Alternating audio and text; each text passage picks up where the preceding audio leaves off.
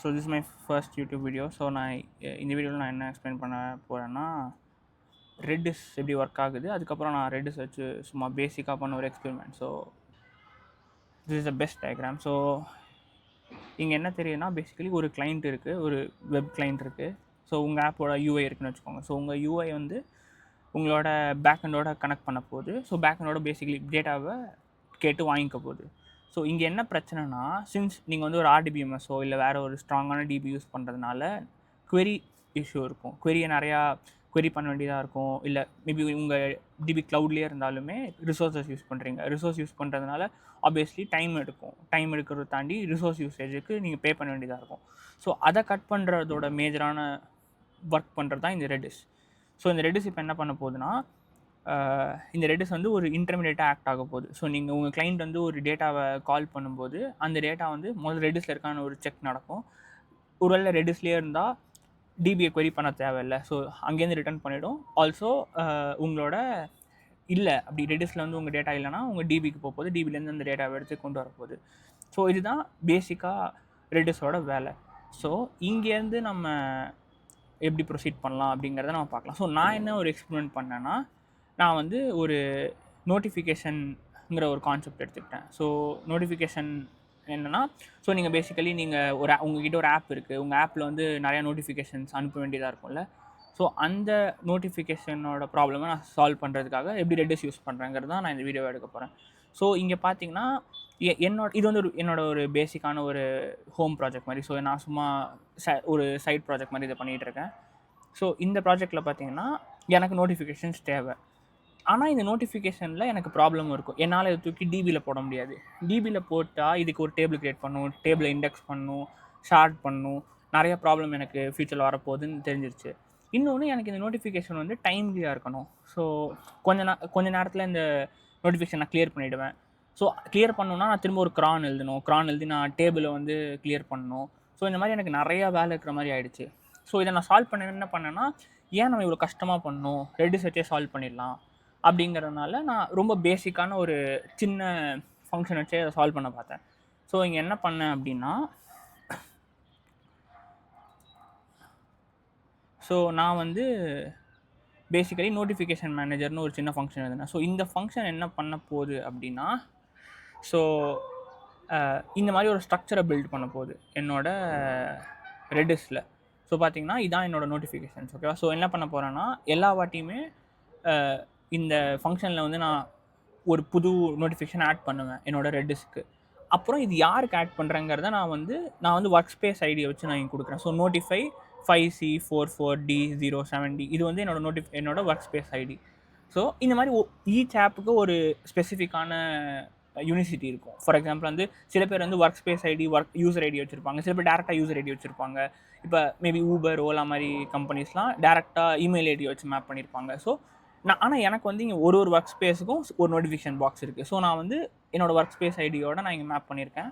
So இங்கே என்ன பண்ண போகிறேன் அப்படின்னா, ஒரு வாட்டியும் நான் நோட்டிஃபிகேஷன் செட் பண்ணும்போதும் நான் வந்து என்னோட இந்த நோட்டிஃபிகேஷன் மேனேஜ் நோட்டிஃபிகேஷன் ஃபங்க்ஷனை கால் பண்ணுவேன்.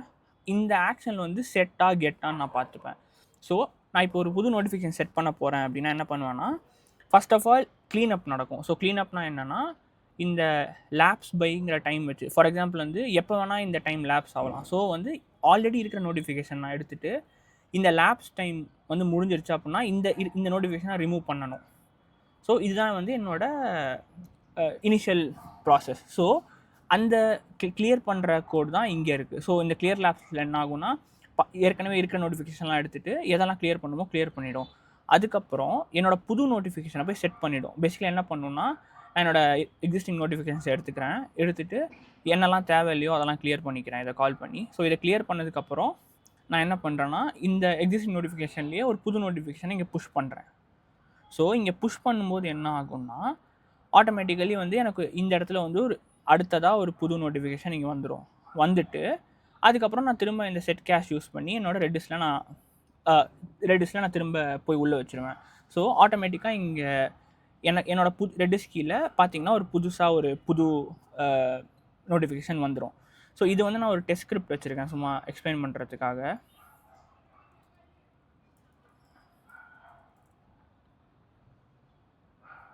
ஸோ நான் என்ன பண்ணுறேன்னா என்னோடய ஃபங்க்ஷனை நான் இங்கே கால் பண்ணுறேன்.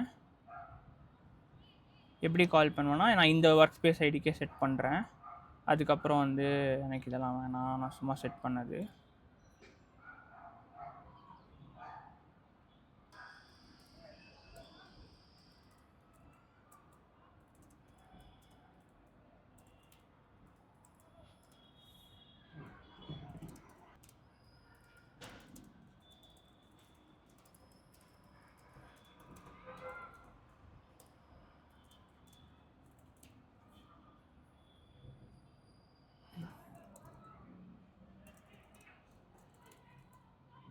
ஸோ நான் வந்து ஒரு இன்சிடென்ட் ரெஜிஸ்டர் பண்ண மாதிரி நான் வந்து ஒரு புது நோட்டிஃபிகேஷன் ஆட் பண்ண போகிறேன். ஸோ இது வந்து ஒரு சின்ன ஸ்கிரிப்ட் தான். ஸோ நான் இதை ஸ்கிரிப்ட் மாதிரியே ரன் பண்ணுவேன். ஸோ என்ன பண்ணுவேன்னா,